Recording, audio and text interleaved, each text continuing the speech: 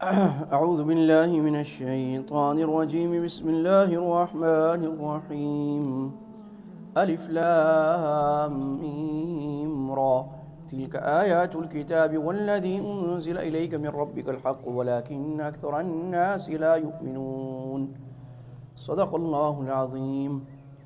آج الحمدللہ 13واں پارہ بھی پڑھا گیا اور 14واں پارہ بھی، تو سورہ رعد، سورہ ابراہیم، سورہ حجر اور سورہ نحل عادی ہو گئی ہے۔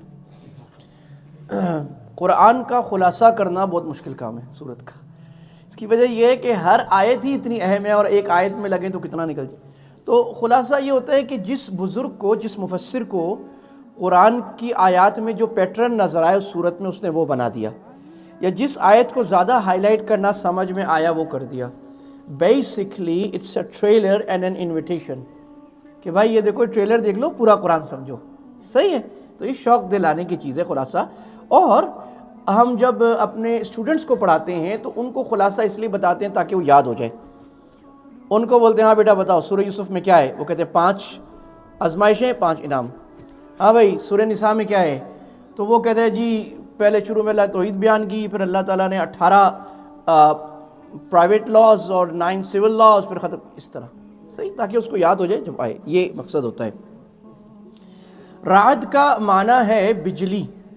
اس میں اللہ نے ایک فرشتے کا ذکر کیا ہے جو بجلی پر مامور ہے، یعنی جو فرشتہ یعنی ہر اللہ کے نیچے نا اللہ نے فرشتوں کے ڈپارٹمنٹس بنائے ہوئے ہیں، اور ہر فرشتے کے نیچے پھر لاکھوں کروڑوں فرشتے ہیں۔ تو وہ رعد وہ فرشتہ ہے جو اتنا طاقتور ہے کہ بجلیوں کا نظام اس کے پاس ہے۔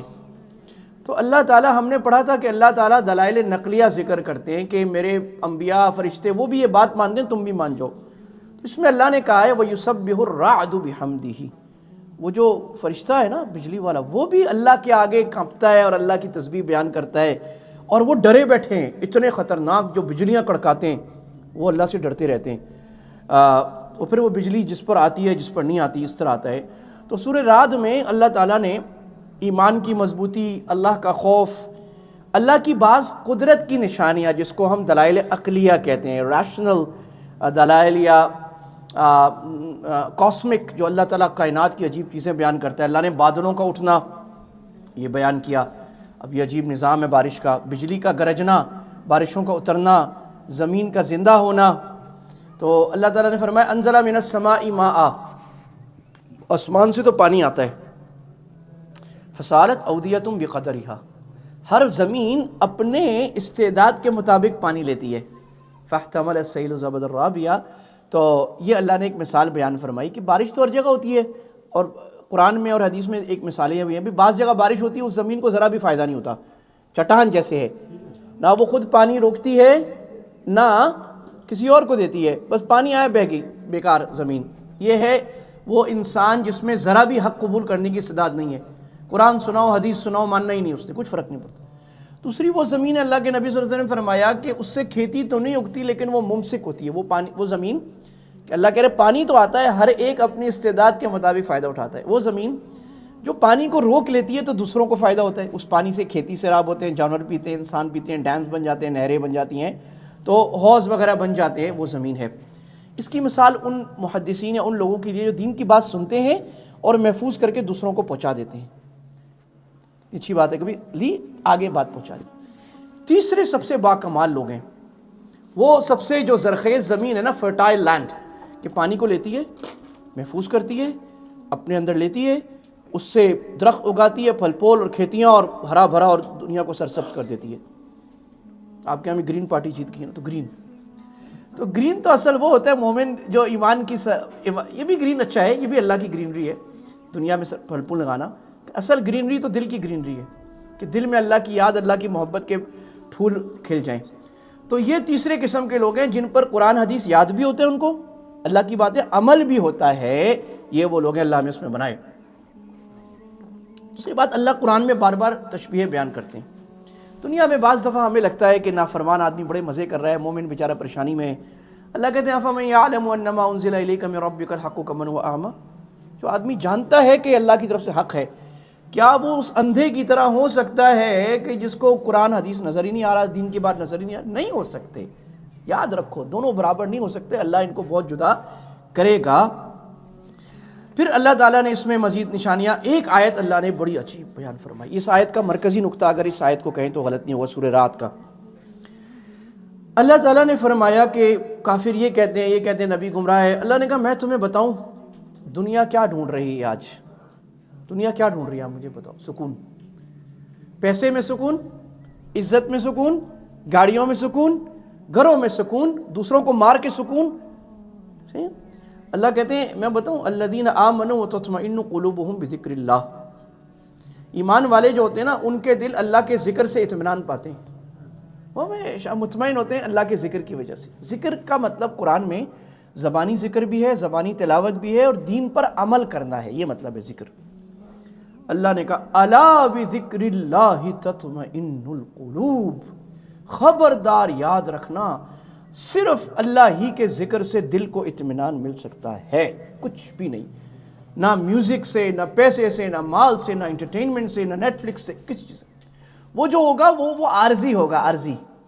دائمی اطمینان وہ کس سے ہے, جو جتنا اللہ کے قریب دین پر عمل کرنے والا, اللہ تعالیٰ اس کو اتنا اطمینان, وہ مصیبتوں میں بھی, پریشانیوں میں بھی, کانٹوں میں بھی, قرض میں بھی وہ راضی. لوگ کہیں گے بیچارہ مر رہا ہے, وہ خوش ہے جی ہم راضی ہیں. اللہ تعالیٰ نے جیسے کیا فلسطین والوں کو دیکھو, کیا عجیب انٹرویو آتے ہیں, وہ کہتے ہیں ہم راضی ہیں جی, بس ٹھیک ہے, اللہ نے, اللہ بڑا ہے, کیا بات ہے, کچھ نہیں ہے پھر بھی راضی ہم تھوڑی دیر. تو یہ بھائی میرے بھائی دوستوں عقیدہ بنا لیں کہ اگر آپ کو ہمیشہ کا اطمینان چاہیے, ساری دنیا گھوم کے آ جاؤ, اللہ کے ذکر میں ملے گا اور کہیں ملے گا. تو دین میں اللہ نے اپنا ذکر کیا ہے. اس کے بعد آتی ہے سورہ ابراہیم. ابراہیم کا تذکرہ ابراہیم علیہ السلام کے تذکرے پر, اس نام پر ہے. ابراہیم علیہ السلام کا قصہ قرآن میں مختلف جگہوں پر ہے, ان کے مختلف قصے. ابو الانبیاء ہمارے نبی صلی اللہ علیہ وسلم کے دادا پیغمبر ہیں. اس میں ابراہیم علیہ السلام کی وہ دعا ہے جس میں انہوں نے اللہ سے خیر مانگی, اور اللہ سے آخری نبی کو مانگا, اور اللہ سے مکہ مدینہ کو مانگا.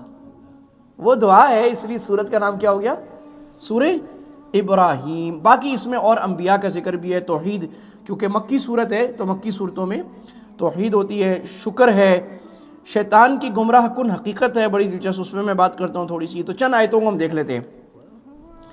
بنی اسرائیل کا تذکرہ بھی ہے کہ اللہ بار بار کہہ رہے ہیں دیکھو اللہ نے نعمتیں کی, تمہیں نجات دلایا, اور تمہیں مارتا تھا, پھر بھی تم اللہ کی نافرمانی کرتے ہو, اور موسیٰ علیہ السلام کی بات کو تم غلط کہتے تھے. تو یہ 2-3 رکوع ان کے بعد میں بھی موسیٰ علیہ السلام کے بارے میں ہے. اللہ نے ایک مکالمہ ذکر کیا ہے. یہ جو صورت کے ایک ہمارا موضوع ہوتا ہے امتیازات صورت, the unique aspects of each surah. There are many things which are repetitive, جو ریپیٹ ہوتی ہیں مختلف. چند باتیں ایسی ہیں, کوئی خاص بات جو اسی صورت میں آئی ہے پورے قرآن میں کہیں اور نہیں آئی ہے. اس میں یہ شیطان کی تقریر ہے قیامت کے قریب, قیامت کے بعد. اب قصہ یوں ہوگا کہ جب جنت جہنم کا فیصلہ ہو جائے گا تو اب میں ایسے سمجھتا ہوں جیسے کہ مفسرین نے اشارہ بھی کیا کہ سارے لوگ شیطان کو برا بھلا کہیں گے, شیطان مردہ باد, شیطان نے مروا دیا, شیطان نے گڑوا دیا, جو آج بھی کہتے ہیں. علامہ اقبال کہتے تھے ہنسی آتی ہے مجھے حضرت انسان پر, کام خود کرتے ہیں لعنت بھیجتے ہیں شیطان پر. تو اب شیطان کا مکالمہ سنیں قرآن کی سمجھ. اللہ فرماتے ہیں آیت نمبر 22 ابراہیم, وقال الشیطان لما قضی الامر, جب فیصلہ ہو چکے گا جنت والے جنت میں, جہنم والے جنت میں, شیطان کہے گا, اور حدیث میں آئے آگ کے ممبر پہ کھڑا ہوگا, وہ کہے گا دیکھو بھائی ان اللہ وعدکم, میری بات سنو, نعرے نہیں لگاؤ, تم سے اللہ نے ایک وعدہ کیا تھا اور وہ وعدہ سچا تھا, میں ابھی بتاتا ہوں تمہیں, اور ایک وعدہ میں نے کیا تھا تو میں بولتا ہوں میں جھوٹ بولتا, میں نے جھوٹ بولا تھا, مکر گیا سیدھا, میں تو بتا رہا ہوں میں نے جھوٹ بولا تھا. اور آگے سورہ حجر میں آ رہا ہے کہ شیطان کو جب اللہ نے کہا نا باہر نکل جا, اور اس نے کہا اللہ مجھے مہلت دو, اللہ نے کہا جا تجھے مہلت ہے. اللہ ایسا رحیم ہے, شیطان کی دعا بھی قبول کر لی, رہے مان لی, ٹھیک ہے جاؤ. اس نے کہا اللہ تیری قسم میں ان کو دنیا خوبصورت کر کے دکھاؤں گا اور میں ان سب کو گمراہ کر دوں گا, اللہ کو چن کرے. اللہ نے کہا جا کر لے جو کرنا ہے, میں بھی تجھے کہتا ہوں میرے چند بندے ایسے ہوں گے عبادی, ان پہ ذرا زور نہیں چلے گا. اب ہم اللہ سے مانگ لیں اللہ میں عبادی میں بنا دے خاص, جن میں شیطان کا زور نہ چلے. چل بھی جائے توبہ کا راستہ تو کھلا ہے, آ جاؤ واپس ہی. توبہ کرنے سے شیطان کی ماں مر جاتی ہے. تو اچھا، تو اب ایسا لگتا ہے کہ جب شیطان نے یہ بات کہی، لوگوں نے پھر شور کیا، اور جی دیکھو کتنا خراب آدمی ہے۔ شیطان نے کہا بھائی وما کان لی علیکم من سلطان، میں نے کوئی ڈنڈا مارا تھا تمہیں، میرا کوئی زور تو تم پر نہیں تھا، الا ان دعوتکم، میں نے صرف دعوت دی تھی تمہیں باطل کی، تو تم نے میری دعوت قبول کی، اب مجھے برا بلا نہ کہو، اپنے آپ کو برا بلا کہو۔ یہ کون کہہ رہے؟ شیطان کہہ رہے ہیں۔ سمجھ آ رہی ہے نا جی؟ یہ اس کے بعد اللہ نے کہا دیکھو، میں ایمان کی مثال اللہ نے بیان کی جس کی تفسیر حدیث میں بھی آئی۔ اللہ نے کہا ایمان کی مثال جو ہے نا، اللہ نے قرآن کا ایک اور مضمون ہے قرآن کی مثالیں، بڑی عجیب ہے، اس پہ الگ الگ کتابیں لکھی ہوئی ہیں۔ اللہ نے فرمایا تم نے دیکھا کہ اللہ نے مثال بیان کی پاکیزہ کلمے کی، ایمان سے لا الہ الا اللہ، وہ ایسا ہے کہ جیسے کوئی پاکیزہ درخت ہو، یعنی کھجور کا درخت، حدیث میں آ گیا، جس کی جڑیں جو ہیں زمین میں بڑی مضبوط ہوں، یعنی اس کو کوئی ہٹا نہ سکتا ہو، وَفَرْعُهَا فِي السَّمَاءِ، اور اس کی شاخیں آسمان سے باتیں کرتی ہوں۔ اور وہ کیسا درخت ہو؟ دو باتیں ہو گئیں، جڑ مضبوط، نمبر 3 سارا سال پھل دیتا ہے اللہ کے حکم سے۔ اللہ کہتا ہے میں مثالیں بیان کرتا ہوں شاید کو نصیحت حاصل کر لے۔ تو مومن کیا ہوتا ہے؟ دل میں ایمان بڑا پکا ہوتا ہے، وہ نہیں ہٹتا۔ نمبر 2 فَرْعُهَا فِي السَّمَاءِ، اس کا فائدہ سارا سال رہتا ہے اور بہت زیادہ، وہ دوسروں کو فائدہ دیتا ہے۔ اور علماء نے فرمایا کہ درخت اپنے اوپر دھوپ لے کے دوسروں کو سایہ دیتے ہیں، تو مومن اپنے لیے مصیبت برداشت کرتے ہیں، دوسروں کو فائدہ دیتے ہیں، اور ہر وقت فائدہ دیتا ہے، کل حین بإذن ربها، خود مشکل میں تکلیف میں۔ تو یہ اللہ نے مومن کی اور ایمان کی مثال بیان فرمائی۔ اور آگے اللہ نے ابراہیم علیہ السلام کی دعا ذکر کی ہے۔ ابراہیم علیہ السلام نے کہا رب اجعل ھذا البلد آمنا 135، اے اللہ اس شہر مکہ کو بڑا امن والا بنا دینا، اور اللہ بتوں سے بچا لینا، اے اللہ ان بتوں نے بڑا گمراہ کیا لوگوں کو، اے اللہ میں اپنی اولاد کو اس بغیر کھیتی والی لق و دق صحرا والی وادی میں تیرے نام پہ چھوڑ کے جا رہا ہوں۔ جو کہا تھا نا اللہ نے اسماعیل اور ہاجرہ کو چھوڑو اور جاؤ، اور دودھ پیتا بچہ اور روتا بچہ اور کوئی انسان سینکڑوں میل تک نہیں، پانی نہیں، چھوڑ دو، اللہ کا حکم مان لیا۔ تبھی تو ابراہیم بنے۔ ہم سے تو ایک ڈنر پارٹی نہیں چھوٹتی اللہ کے راستے کے لیے، اور جی میرا تقاضا ہے کیا ہے، رات کو دعوت ہے بکرے کی، جی بیوی کو شاپنگ کرانے لے جانا ہے۔ ہاں ابراہیم علیہ السلام چھوڑ کے چلے گئے، بیوی بھی کہہ رہی ہے بتاؤ تو کچھ کیا ہے، اللہ کا حکم ہے۔ ابراہیم نے صرف سر ہلایا، ہاں بس۔ تو ابراہیم دعا کرے اللہ میں اپنی اولاد کو، اپنی بیوی کو چھوڑ کے جا رہا ہوں، بغیر کچھ بھی نہیں ہے، عند بیتک المحرم، تیرے مقبول گھر کے پاس چھوڑ کے جا رہا ہوں، اللہ اس لیے چھوڑ رہا ہوں تاکہ نماز قائم کریں۔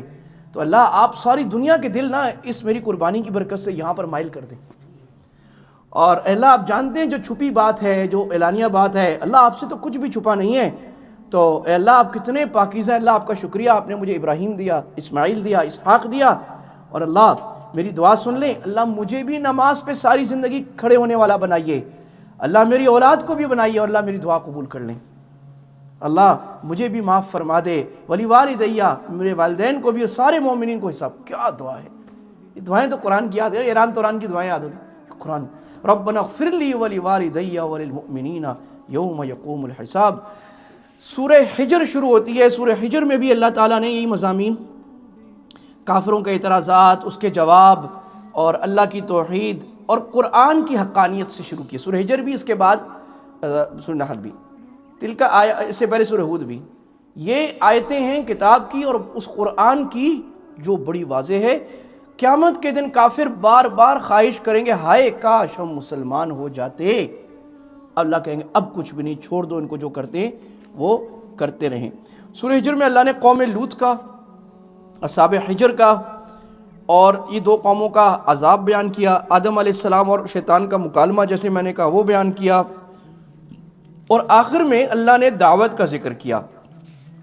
دیکھیں قرآن دعوت کے ساتھ بار بار آتا ہے، اور کیا آیت ہے، کیا آیت نمبر 94 ہے، 94۔ اللہ کہہ رہے ہیں میرے نبی ابھی سن لیا نا ساری بات، کافروں کی جتنی مخالفت ہو آپ چھوڑ دیں اس کو، فاصدع بما تؤمر واعرض عن المشرکین، آپ کو جو وحی کی گئی ہے اس کو کھول کھول کر سب کو دعوت دیں، بلائیں، اور مشرکین کے اعتراضات سے اعراض کریں، ان کی پرواہ نہ کریں، یعنی جواب نہیں دیں۔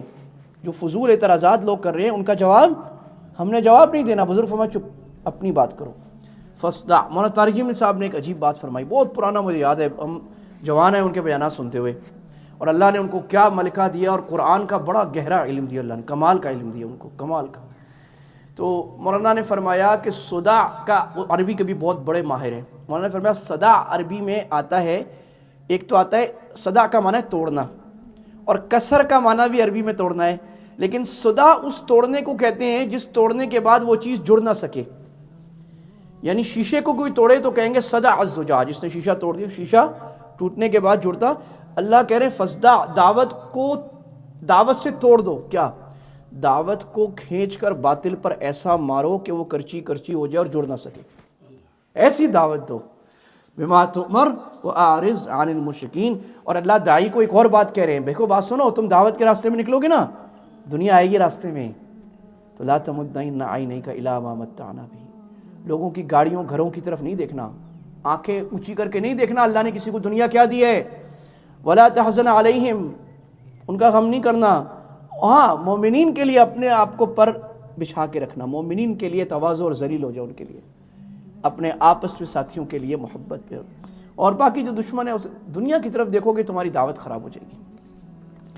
اس کے بعد سورہ نحل ہے. سورہ نحل جو ہے وہ قرآن کی وہ صورت ہے جس میں اللہ نے اپنے دلائل قدرت کو سب سے با کمال بیان, سارے قرآن با کمال ہے لیکن کمال ہی اللہ تعالیٰ نے بیان کیا ہے. اور یہ شروع ہوتی آتا امر اللہ فلا تستعجلوا. اب مشرکین جو ہے وہ عذاب مانگتے تھے, عذاب لاؤ عذاب لاؤ عذاب لاؤ. پہلی آیت یہ آ گیا اللہ کا عذاب, اب جلدی نہ مچاؤ. سبحانہ وتعالی عما, کیا مکہ والوں پہ قحط کا عذاب آیا وہ. نمبر 2, یہ آیت اس وقت کے لیے کہ یہ اب تمہاری قیامت آئی کہ آئی, جلدی نہیں مچاؤ کہ عذاب کب آئے گا, قیامت کب آئے گی, نتیجہ کب ہوگا, فیصلہ کب ہوگا. آئے گا تو پھر آپ اس وقت کسی کو مہلت نہیں ملے گی. پھر اللہ تعالیٰ نے سورہ نحل میں دلائل عقلیہ بیان کیے ہیں, ریشنل کاسمک ایویڈنس, اللہ تعالیٰ کی عجیب قدرتیں, کمال کی miracle, the scientific miracles of Quran. 6 کتنے؟ 6. اللہ تعالیٰ نے فرمایا شروع میں تو کہ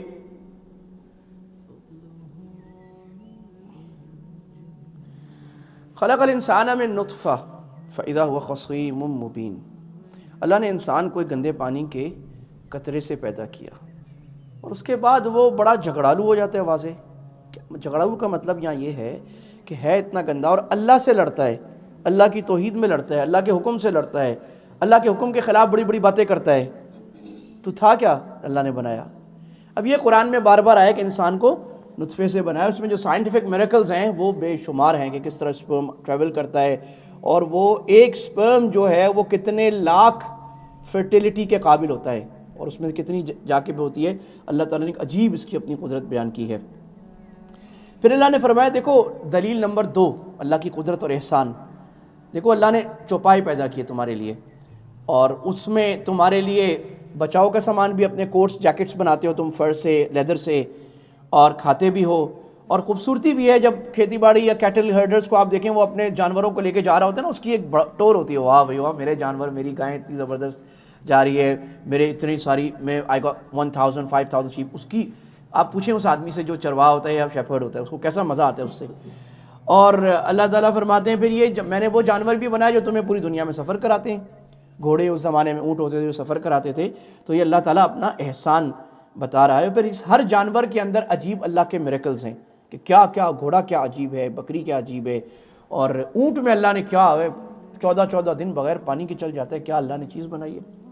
پھر اللہ نے فرمایا دلیل نمبر 3 بارش اور کھیت اور پھلیوں اس میں آنا. وہی بار بار آ رہی ہے, اللہ آسمان سے بارش کی, اس سے کھیت نکلے, اور اس بارش کے ذریعے زمین کے حیات, سمندر کی حیات بنتی ہے. یہ جو زمین کی سمندر کی سرفیس ہوتی ہے نا, اس سرفیس میں میٹلز ہوتے ہیں, لوہا, تانبا, پیتل, کاپر, آئرن. اس کو کہتے ہیں سرفیس ٹینشن ڈراپس. اس کی وجہ سے پانی اوپر جاتا ہے تو بارش ہوتی ہے, کیونکہ اس میں ہیوی ہوتا ہے کچھ. اتنی باریک چیزیں اللہ سبحانہ و تعالیٰ نے, اور کمال کا نظام اللہ نے بنایا ہے. اسی میں اللہ نے فرمایا جو بادل تمہیں نظر آتے ہیں نا ہلکے, یہ بہت بھاری ہیں. تو سائنٹسٹ کہتے ہیں, آج ڈسکور کیا, بعض دفعہ ایک بادل 3 ٹریلین ٹن کا ہوتا ہے. ایک بادل 3 ٹریلین ٹن کا, اور ایک سال میں 530 ٹریلین ٹن پانی اوپر جاتا ہے اور نیچے آتا ہے. 530 ٹریلین واٹر سائیکل ہے. کر کے دکھا دو, ڈیم میں سب کو لگا دو, ڈیم میں پانی کتنا ڈال لو گے ریزرویئر میں. یہ اللہ کے فانشرنا بہ بلدۃ میتا, پھر مردہ زمین کو ہم جہاں چاہتے ہیں وہاں زندہ کرتے ہیں اس پانی سے. سمندر جیسی ہیبت ناک مخلوق, دلیل عقلی نمبر 4. والقاف فی الارض رواسیہ, دلیل عقلی نمبر 5. اللہ نے پہاڑوں کو میخوں کی طرح ڈال دیا تاکہ تم ہلو نہیں. تو آج دنیا کو پتہ لگا پوری پیٹرن, ایک جغرافیکل میپ جو ہوتا ہے نا, اس میں پہاڑوں کو اللہ نے ایسے ڈالا ہوا جیسے آپ میٹ بچھاؤ نا کسی پارک میں جا کے, اور وہ میٹ اڑے گا ہوا سے, تو آپ اس کے کناروں پہ بیچ میں کہیں کہیں پتھر رکھو گے. اللہ نے زمین میں ایسے پہاڑ رکھے ہیں, کہیں ہیں کہیں نہیں ہیں, تاکہ زمین ہلے نہیں. اور اللہ نے فرمایا کہ رواسیہ, مضبوط, اور اللہ نے فرمایا میخ. تو میخ جو ہوتی ہے یعنی جب آپ ٹینٹ لگانے کے لیے ڈالتے ہو تو وہ نیچے بھی کافی ہوتی ہے, تو پہاڑ جتنا اوپر ہے اس سے زیادہ نیچے ہے. تو this effect has been proven in the last 50 years, this role of mountains. اور اللہ 14 سال پہلے کہہ رہے ہیں کہ پہاڑ یہ آپ کی گریویٹل فورس کو بیلنس کرتے ہیں, اور زمین میں زلزلے آنے سے, اور ٹائٹونک پلیٹس جو زمین میں نیچے ہے نا اس کو یہ پکا پکڑ کے رکھتے ہیں, اور جہاں ذرا ہلتی ہے زلزلہ آتا ہے. یہ اللہ تعالیٰ کے پہاڑوں کی قدرت. پھر اللہ تعالیٰ جھنجھوڑتے ہیں افمن یخلق کمن لا یخلق افلا تذکرون, آیت 17. جو پیدا کرتا ہے جو نہیں پیدا کرتا وہ برابر ہو جائے گا, نہیں ہے. اور اللہ کی نعمتوں کو گنو تو کبھی شمار نہیں کر سکتے. اللہ بڑا غفور بڑا رحیم ہے, تمہیں پکڑتا نہیں ہے. پھر اللہ نے اس صورت میں ایک عجیب مخلوق شہد کی مکھی کا بیان کیا. اب یہ کسی اور صورت میں نہیں ہے. اب یہ سنیں, یہ اوحا ربک الی النحل, اللہ نے شہد کی مکھی کو الہام کیا. کیا معنی, اس کے دل میں ڈالا. اللہ اصل میں آگے کہہ رہے ہیں, اللہ آگے فرما رہے ہیں واللہ اخرجکم من بطون امہاتکم لا تعلمون شیئا, تمہیں اللہ نے ماؤں کے پیٹوں سے ایسا نکالا تمہیں کچھ پتہ نہیں تھا. وجعل لکم السمع والابصار والافئدہ, تمہارے لیے علم حاصل کرنے کے ذرائع اللہ نے دیے, کان, آنکھ اور دل, اس سے تم علم. لیکن جانور جو ہیں ان کو اللہ نے پیدائش کے ان کا سارا علم دے دیا ہے کیا کرنا ہے. چیل کا بچہ جب پیدا ہوتا ہے نا, ہاک کا, وہ چند گھنٹے بعد اس کو چٹان سے نیچے پھینک دیتی ہے, وہ ہوا میں اڑنا سیکھتا ہے کیونکہ اس کے اندر اللہ نے ڈالا ہوتا ہے.